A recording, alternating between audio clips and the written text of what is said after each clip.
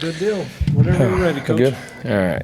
After evaluating the game, for that game film, two teams that played extremely hard, extremely physical in the game. A lot of back and forth. That was a very well-coached team that played great. We were able to make just the plays at the end to do what we had to do to win, and had some opportunities in the game that we need to capitalize on. But again, be able to overcome the different things in the game. Again, it's another step for us in the right direction of not looking back and just playing the next play and understanding the moment. Sometimes we would not finish a drive, which I'll talk about in a minute, but then we still didn't let those moments become too big and did what we had to do at the end of the game. Defense got great stops, ran the football in the red zone when we had to at the end of the game.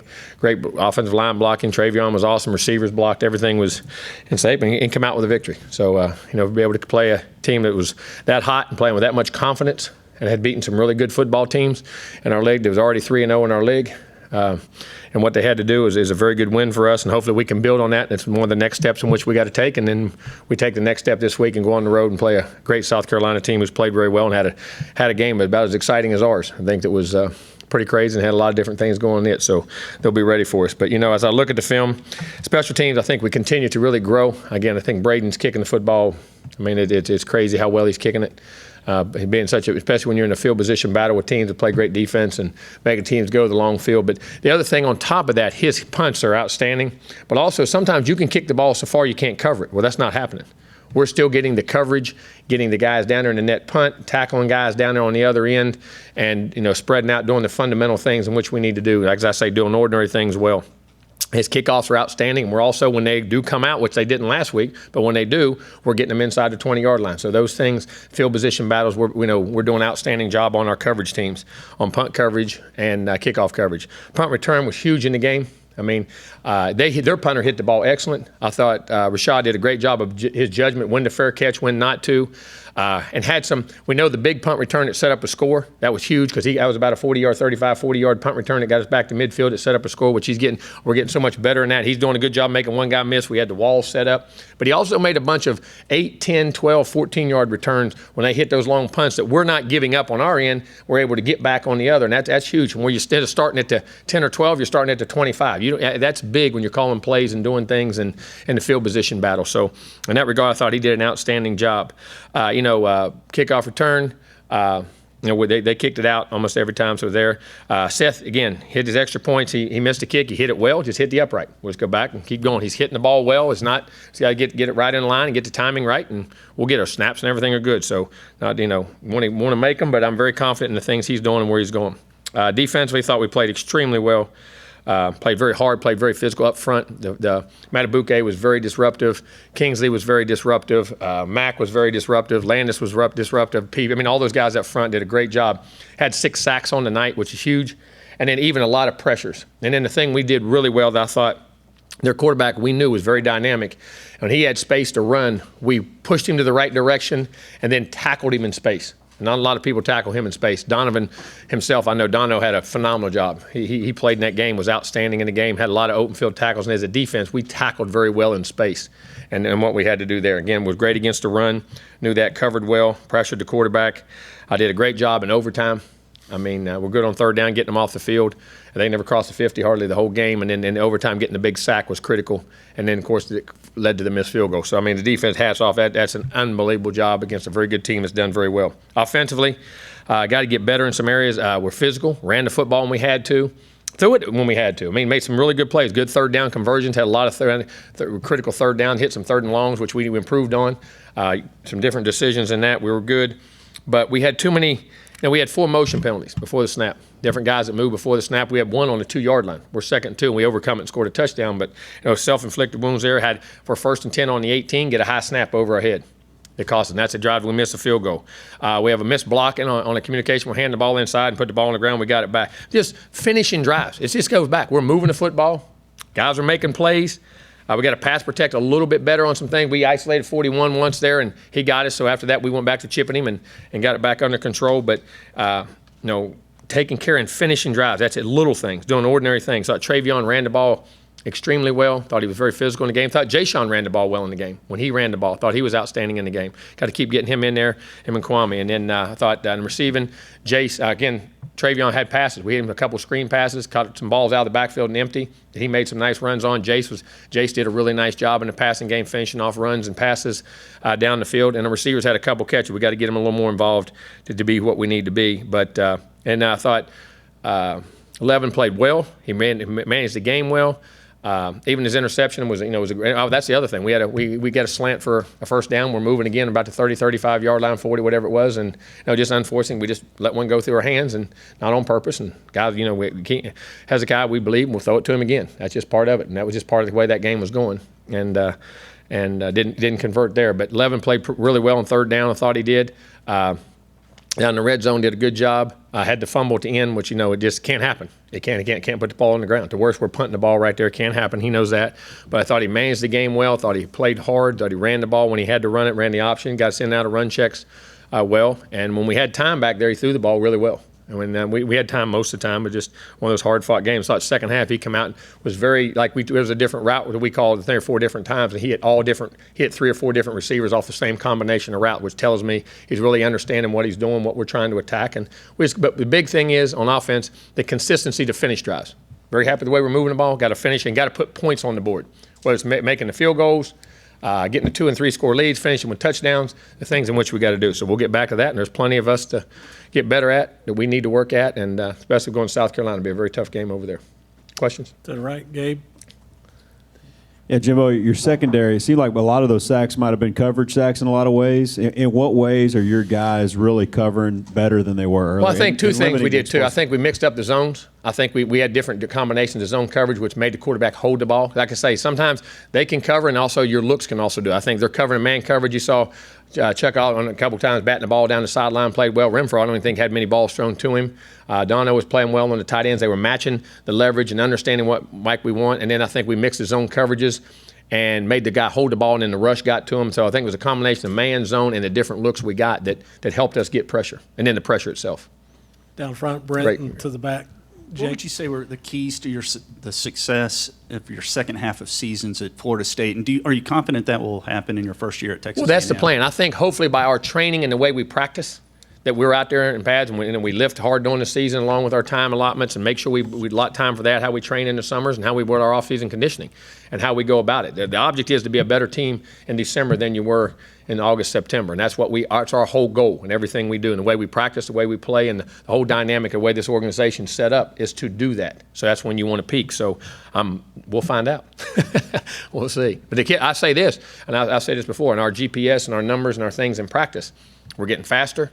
Guys are staying up for a longer period of time. Accelerations are getting quicker. Top speeds are staying there longer. You know what I'm saying? So in our numbers and our physical testing that we see, so far that's reflecting it. Coach, to the very back left behind the lights, Jake. Yes, sir. Coach, it seems South Carolina, at least in the last couple of games, has played really well in the second half and adjusted really well, especially on the road. How important is it to start fast for y'all? Well, it's going to be, hey, we're going to have to start fast and finish fast in this one. We'll have to make our adjustments, too, because they're going to do it. But anytime you're on the road, it gives you confidence when you get out of the blocks to play well like we did at the Arkansas game up there. Got to jump, got out in front. But now but this game we're going to have to maintain because they can score points. They got their receivers. Debo, that guy can make plays all over the field. The quarterback played an outstanding game. They can run it physically. 13 can fly. They got this big 6'4", 220-pound wideout. So they got skilled guys outside. And we'll have to start fast and finish strong. I know that. This will be a battle over there. And that's a very, very tough, hostile environment. On the right, Suzanne. Then down front, Travis. First off, is tomorrow your birthday? Yes. I forgot that till yesterday. I just saw it down there. Happy birthday early. I'm glad to have them, but sometimes you want to forget them. You start getting to a certain age. And on Will Muschamp, you all were coordinators at LSU. Yes. And how has he changed? Is he the coach you thought he would be? Without a doubt. Will was one of the brightest guys I've ever been around. We won a national championship together as coordinators, and we're friends. And like I said, as people used to know, we used to own a beach house together. It was a lot of things. He's always been a great friend, a great guy. He was a GA. People forget this. He was a GA at Auburn when I was coaching at Auburn. And he and my brother were the GAs, believe that or not. So, it goes way on back. We've known each other a long time. The kids grew up, they were born there together. But Will's a great guy, tremendous football mind, and very competitive. we'll have those guys ready to play. I mean, he gets those guys up to play. Will was a heck of a player himself, so I mean, they'll be ready to go. He's a great guy. And it's fun. You know all them guys. Man, you hate playing all your friends. I mean, you really do. Front Crazy. left, Travis, and then Ben. Coach, there's resounding answer from all the players say that Otaro Laka and Tyrell Dotson are the funniest guys on the team, and they're constantly cracking jokes. What is that like for you to see them cutting it up on the field? But do you think that helps them stay loose and with the No chemistry? doubt. I mean, between the two? you can do that when you're confident and you're prepared. That's not clowning. That's loosening things up, and you're locked. You can lock into what you do. You don't have to sit there and stare. When you know the answers to the test, and you've prepared well, and you've practiced well, and you're in good shape, and you're confident in what you do, that just lets you relax and play better. And I think it gets the guys, but I think it shows their leadership and confidence in what they're trying to do. Because there's a way. Some guys you can clown, and other guys you can come across. This guy's he's scared. You know what I'm saying? There's a scaredness that he's trying to distract from what's going on. And then there's one that, hey, he's doing it, but he's backing it up. And there's a confidence with preparation and things that go on. Those guys do a great job. They're both very, very, very intelligent guys. Have they cracked you up yet? Oh, they do all the time. They're always doing something now, clowning. To the right, Ben, and then Olin. Jimbo, what's the most important? What do you do to keep a team even keeled throughout the course of a season and keep them from getting too high or too low? Remind them why they've had success. I mean, history is your greatest teacher. Why you've had success and why you failed, and why you haven't done it, and to remind them, and then to understand the priorities and the self-talk in which you have. There's a language you have within good teams and good organizations that kind of, I say, trigger words that trigger you back to what we do and who we are. You know what I'm saying? And when I was a kid, it was my dad like this. When he gave you that look, that was a family look. In other words, shut up, end of it, I'm gonna have a problem. And in an organization, there's a key word sometimes that, hey, lock in, or I mean, it may be find a crumb. Hey, let's go higher. I mean, there's just words that we have self-talk and things we do that I think the guys remind themselves of that, and I think that's where the leadership of the football team, when they see those things get distracted or the priorities aren't the right things, that they can get those guys. Not just coaches. That goes back to players and leadership too. That I think is very important. And I think our leadership, our Unity Council is doing a good job of that. Go second row, Olin, then to the back, Justin. Yeah, Coach, did you anticipate at all that the run defense would play to this level, and how confident are you that they're going to be able to maintain that? I mean, you don't ever know that. I mean, but I thought we had very good people, and I thought, Mike always has done a great job in the run. I thought we've had good front seven, and our safeties are fitting well, and you hope that that's what you want, and that's one of our priorities. I mean, like I say, in this league, you got to run the football, and you got to stop the run. I've always said that. I'll always say that in any level of football. I don't care what it is. You got to be physical in the trenches to be good. You can have all the skill and you score points, and that comes, but you got to be in there, and that's what we work on. It's how we practice, and those guys are buying into it and doing one heck of a job. To the back right, Justin, then down front, Brent. Building off that, Coach, I know the touchdown to Sternberger ended up being a chunk play on offense. Is that something? Do you need to manufacture more of those? I mean, I know. Well, we've had. I'm gonna tell you what. The last game or two, the first 5 games, we averaged almost 14 a game. Right. Lately, I guess it just. We just haven't hit as many. Deep You're balls right. down the field. Well, and protection. That also takes protection. You know how we had some opportunities. We got some interference calls at Arkansas. We hit a couple, and we were running the football. It don't always have to be in the throws. It can be in the runs. We had about 7 runs. I said at Arkansas were about 9-yard runs. They were about 2 inches from being 40 to 60-yard runs. And it can come in the run game too, which last day got the screen game. We got a couple that way, and then protection. But when you play good teams, those chunk plays, I say this, turnovers and big plays are as important in games as anything what I call chunk plays. Those two things right now are as two big determining factors of who wins games as there anything in football right now. Down front, Brent. I'm going to hit you with a two-parter here. What goes into the idea of Thursday travel, and is that something for road games, and is that something you did at Florida State? Yes, something we started a long time ago. I originally started for the noon games on the road because you were in there so late at 6. You get in at 5 or 6 in the evening, and it's bang, bang, and you're at 7 the next morning. And then we started for the rest and recuperation 2 nights before the game. The sleep you get and the rest you get is very important. And also, when you leave the next day, academically, believe it or not, it helps. People say, well, how you know? We take our whole academic people with us. And they have study hall and class, or their tutoring sessions in their study halls for whatever, it's 2 to 3 or 4 hours that morning when they sleep in till 9, and we don't start anything till 1:30. So they have a 3 to 4 hour block that they do nothing but academics. They get all caught up on everything they do, all their homework, study halls, tutorings, everything in which you do. We take the whole academic session because the next day when you leave, if you're going to leave at 1 or 2, well, they have to get out of class, go get stuff ready, so you go to class till 9 or 10 or whatever it is, 10:30. Sometimes you'll still miss class. This actually helps you, and it helps your grades and systems. And those guys, they get them for longer periods of time, and that lock in and can lock in the study hall thing. So, yes, it's enhanced our performance, our rest, our sleep, and then you're there, you're relaxed, you go in that day, you get another good night's rest, and you play. And has Rashad Paul developed into a guy who's just making sure he makes the catch on the punt returns to a guy who can now find the seam? And he as did it well? early. And I say that, but you got to watch now. He's always been that way. He had a couple early. We've been hitting some. Well, the Alabama game, they didn't hit some good punts. So short punts are hard to return because you don't get the return. And some of them guys, like against Arkansas, that guy was hitting 4.6, 4.7 hang time and not returning. Punting, the kicking game in sports today. Think about what you just had yesterday. You had Graham Gano, who was one of our guys at Florida. He was a phenomenal guy. Hits a 63-yarder to win a game. I mean, remember when Tom Dempsey hit that, we said nobody could ever even come close. And a guy hit for Missouri the other day. What did he hit? A 57-yarder to go ahead with a minute to go. The kickers today are so much better than they were. You talk about a position that's progressed as much as they talk about quarterbacking and throwing and size. I think kicking and punting has progressed as much as anything in the game of football, as any part of it has. And I think they're so good that they affect how you return. But yes, answering your question, Rashad, the times he's getting his hands on balls, he is becoming a really big-time threat returning punts and does a great job at that. But some of the reasons they're not at times, because how many times, remember you used to try the coffin corner when you kicked the ball, and some guys were good, some guys weren't. Now all them guys do that Australian kick, and everybody's getting the ball inside the 10, 8. Think about how that's changed. I mean, if you really, we thought about 2 years ago, and I really started just it should have obvious, but it starts hitting on you and say, my Lord, I mean, these guys are punting the ball and so high and so long, and field goals have gotten longer. And remember, we used to kick with a tee in college. You don't even do that anymore. And the deadening, the quality of kicking and the sport of football I think, has changed as much as any position in the game. Time for a couple more. Ben and then Olin. It sounds like South Carolina is not really sure what they're going to do at quarterback. Will hasn't publicly said what they're going to do. How do you go about preparing for a game where you don't know who the starter's going to be? Well, I think their whole system can't change. They're not going to change the whole system. And what the guy did last week was very good. It was very similar to what they did before. One guy may have more quarterback runs than the other or not. But, I think they're much more similar than they are different. But both guys are excellent players. I mean, Bentley is a heck of a player. I've known him since high school. His dad's a great coach, great guy. He's done well. And so he come in and has done one heck of a job for them. So, I mean, to go play like he did. So we're going to face a good one, whoever we face. Olin. Yeah, Coach, I have kind of a two-parter too. You guys are getting complicated.